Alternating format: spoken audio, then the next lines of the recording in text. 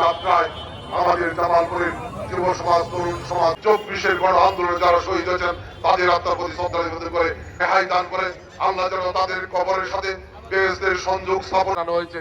তারপরেও জামালপুরের রাজপথে আমরা জীবন বাজি রেখে প্রতিটি কর্মসূচি জামালপুরের মাটিতে তার কেন্দ্র থেকে মহান স্বাধীনতার ঘোষণা দেন।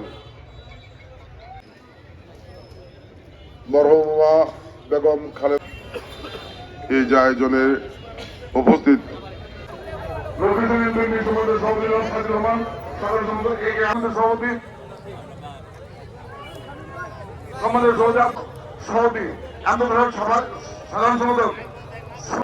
তার বক্তব্য রাখার জন্য সবিনয় অনুরোধ করছি।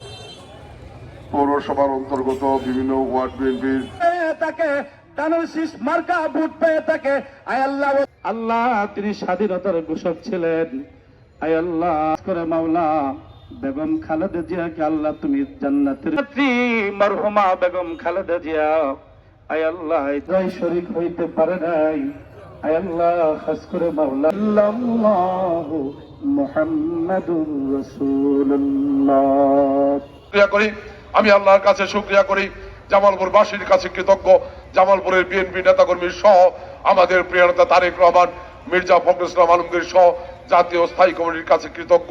আমাকে জামালপুর সদর আসনে দানের শেষে মনোনয়ন দেওয়া হয়েছে। ইতিমধ্যে আমরা মনোনয়নপত্র জমা দিয়েছি, যাচাই বাছাই শেষ হয়েছে। আজকে প্রতীক ঘোষণা করা হয়েছে।